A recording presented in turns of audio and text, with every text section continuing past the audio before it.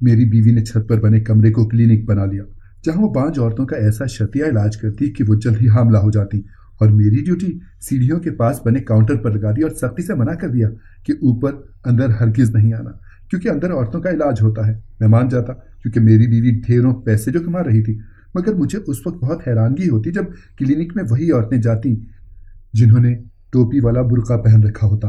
ایک دن مجھے بیوی پر شک ہوا تو میں بھی برقع اوڑھ کر اندر گیا تو میرے پیروں تلے سے زمین نکل گئی، کیونکہ ہماری چھت پر بنے کلینک کی دھوم دور دور تک جا پہنچی تھی۔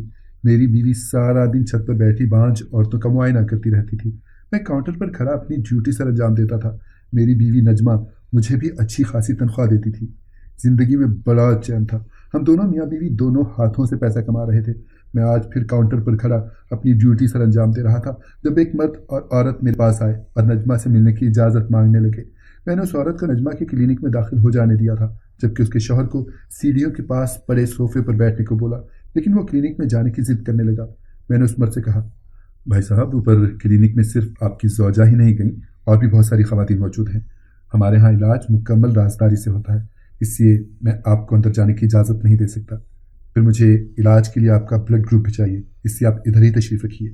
وہ آدمی میری بات سن کر مطمئن ہو گیا تھا۔ اس کی بیوی کلینک کے اندر داخل ہو چکی تھی۔ اسے کلینک میں داخل ہوئے آدھا گھنٹہ ہی ہوا ہوگا جب 2 برقع پوش عورتیں مجھ سے کلینک جانے کی اجازت مانگنے لگی تھیں۔ میں نے انہیں بھی اجازت دے دی۔ یوں 2 گھنٹے کے بعد اس عورت کا شوہر اکتا گیا تھا۔ وہ بولا، اور کتنی دیر لگے گی؟ میں نے کندھے اچکا کر کہا، کچھ نہیں کہہ سکتا، مجھے بھی کلینک میں داخل ہونے کی اجازت نہیں ہے۔ وہ مرد بس صبر کر کے بیٹھا رہا۔ کچھ ہی لمحوں کے بعد اس کی بیوی باہر آ گئی تھی۔ میں نے جانچتی نگاہوں سے اس عورت کے چہرے کو کھوجا تھا۔ وہاں امید کے دیپک روشن ہو چکے تھے۔ میں نے جلدی سے اس عورت کے ہاتھ کی جانب دیکھا، اس میں کوئی دوا وغیرہ نہیں پکڑی ہوئی تھی۔ وہ میاں بیوی جب ہمارے گھر سے نکل گئے تو وہ 2 برقع پوش خواتین بھی باہر چلی گئیں۔ پھر کچھ دیر کے بعد نجمہ بھی کلینک سے نکل آئی تھی۔ اس نے چہرے سے ماسک اتارا اور ہاتھوں سے دستانے اتار کر ڈسٹ بن میں پھینک دیے تھے۔ پھر ہم دونوں نے مل کر کھانا کھایا۔ میں غور سے نجمہ کا جائزہ لے رہا تھا، وہ کافی اچھے موڈ میں لگ رہی تھی۔ آخر کار میں نے سوال کرنے کی ٹھانی جو مجھے اکثر پریشان کیے رکھتا تھا۔ میں بولا، نجمہ، تم عورتوں کا علاج کیسے کرتی ہو؟ تم نہ تو پڑھی لکھی ہو اور نہ ہی کوئی دائی ہو، پھر تمہاری اتنی مشہوری کیسے ہو گئی ہے؟ ہر جگہ تمہارا ہی چرچا ہے۔ نجمہ ہنس کر بولی، ضرورت ایجاد کی ماں ہے۔ مجھے میری ضرورت نے اس موڑ پر لا کر کھڑا کر دیا ہے۔ میری وجہ سے کتنی عورتوں کے گھر ٹوٹنے سے بچ گئے ہیں۔ میں خاموش ہو گیا۔ نہ جانے نجمہ مجھ سے اس قدر رازداری کیوں برتی تھی۔ میں اس کا شوہر تھا، کم از کم اسے مجھ سے تو یہ راز شیئر کر لینا چاہیے تھا۔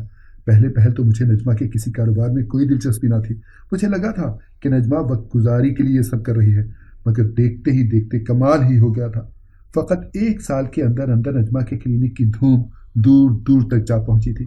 کچھ عورتیں ایسے شہروں اور قصبوں سے علاج کروانے آتی تھی جن کا ہم نے پہلے کبھی نام بھی نہ سنا تھا۔ دراصل بانجھ پن ایسا مرض ہے جو ہر تیسرے چوتھے گھر میں پھیلا ہوا ہے۔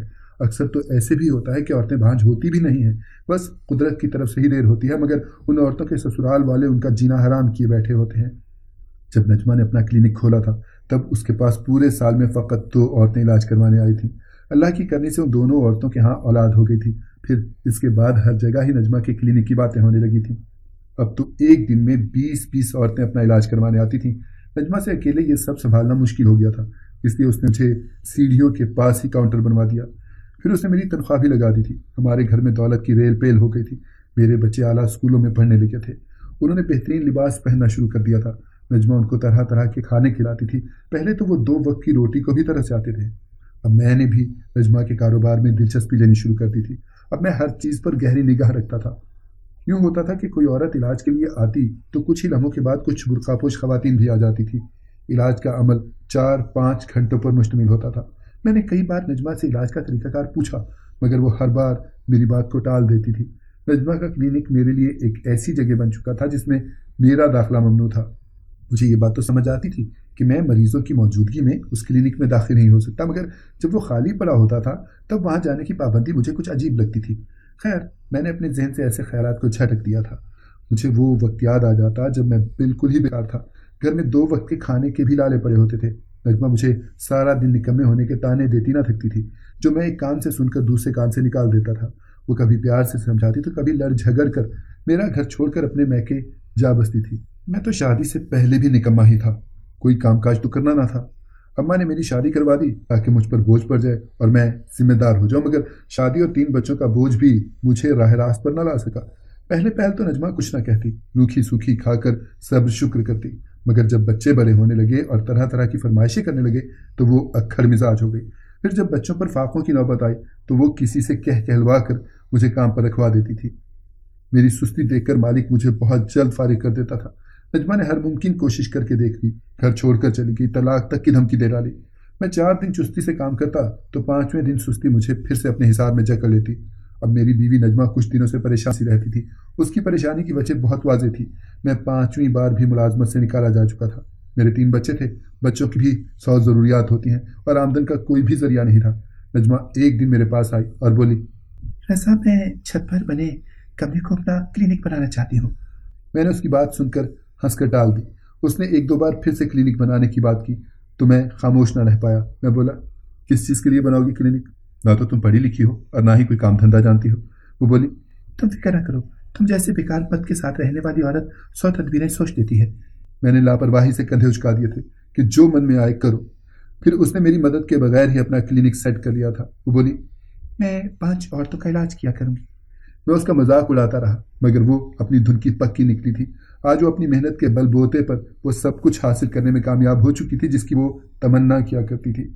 अब उसके काम का तरीक़ाकार जानने की ख्वाहिश तो दिल में सर उठाती थी, मगर फिर मैं ये सोच कर चुप कर जाता था कि चलो वो जो कुछ भी कर रही है करती रहे, कम अज़ कम हमारी रोटी रोज़ी तो लगी हुई थी। मेरे वालिदैन तो अब वफात पा चुके थे। मेरी एक ही बहन थी जिसकी शादी को 10 साल हो चुके थे।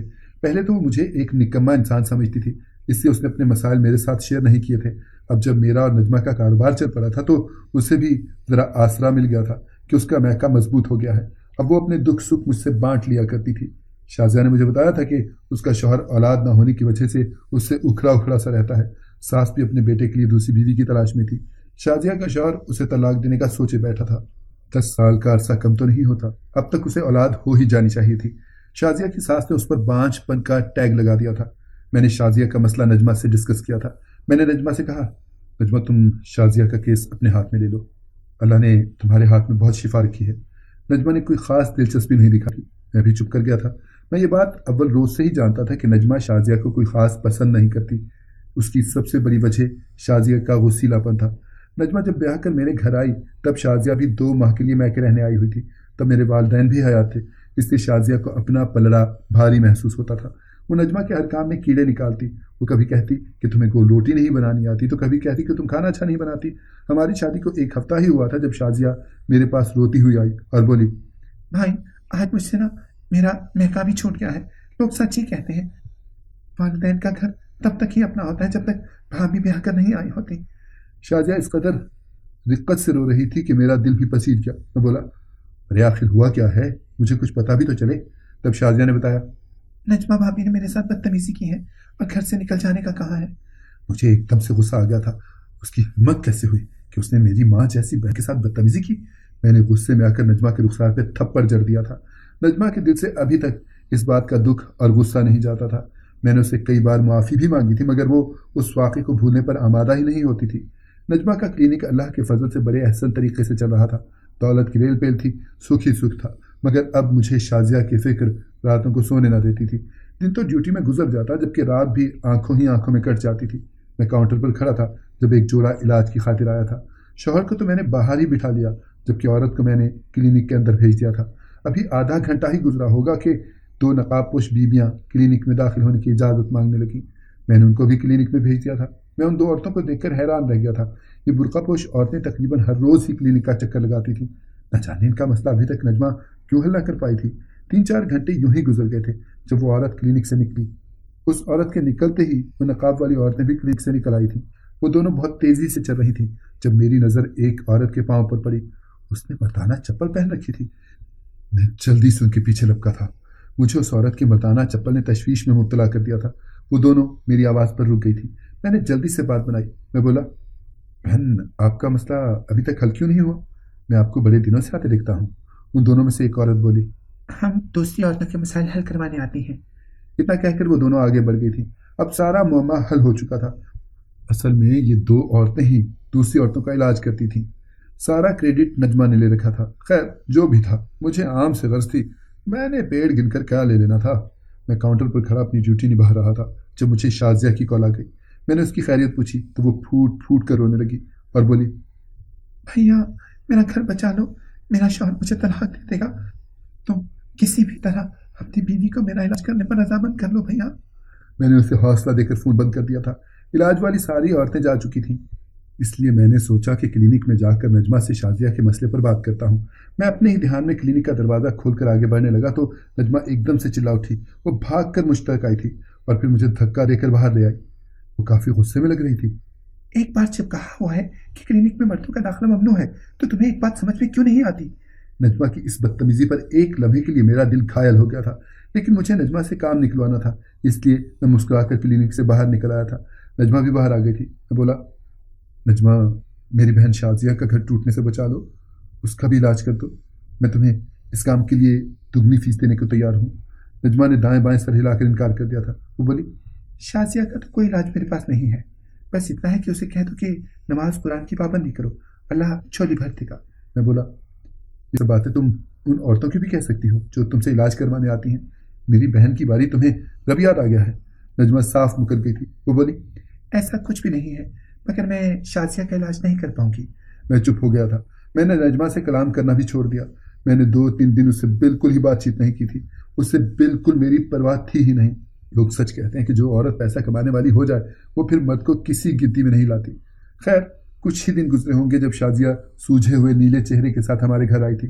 اس نے بتایا، آج پھر میرے شوہر نے 5 پن کا تانا دے کر مجھے بہت مارا ہے بھائی، اور وہ مجھے لگتا ہے کہ بہت جلد مجھے طلاق دے دے گا۔ شازیہ نجمہ کے قدموں میں بیٹھ گئی تھی، رو رو کر مجھ سے کہہ رہی تھی، بھیا نجمہ کو منا لیں، یہ میرا علاج کر دیں۔ مگر نجمہ کا دل پتھر کا تھا، وہ کسی طرح بھی نہیں مان رہی تھی۔ میں نے ایک بار پھر سے نجمہ کو سمجھانے کی کوشش کی تھی۔ میں نے اسے کہا، دیکھو نجمہ، میری بہن نے ماضی میں تمہارے ساتھ جو کچھ بھی کیا، برا کیا ہے، اس کی معافی میں تم سے مانگتا ہوں، میری بہن کا گھر اچھلنے سے بچا لو۔ نجمہ بولی، اگر شازیہ کا شوہر اسے طلاق دے دے گا تو ہم اس کی دوبارہ شادی کر دیں گے۔ میں بس نجمہ کو دیکھتا ہی رہ گیا تھا اور بولا، تم میری بہن کی طلاق پر تو رضامند ہو گئی ہو، مگر اس کے علاج کے لیے رضامند کیوں نہیں ہو رہی ہو؟ نجمہ بولی، میری مجبوری ہے، میں اپنے خاندان کی کسی بھی لڑکی کا علاج نہیں کر پاؤں گی۔ مجھے نجمہ کی بات نے چونکا دیا تھا، مگر میں خاموش ہو گیا تھا۔ پھر کچھ دنوں بعد شازیہ طلاق لے کر میرے گھر آ گئی تھی۔ مجھے نجمہ پر شدید غصہ بھی تھا، مگر اب مجھے اس پر شک ہو گیا تھا۔ میں ہر صورت میں جاننا چاہتا تھا کہ اس نے آخر شازیہ کا علاج کیوں نہیں کیا۔ شازیہ اب نجمہ سے شدید نفرت کرنے لگی تھی۔ وہ ہر وقت گھر میں بیٹھی روتی رہتی تھی، مجھے کہتی، بھیا اگر تمہیں ذرا سی بھی غیرت ہے تو نجمہ کو طلاق دے کر گھر سے نکال دو۔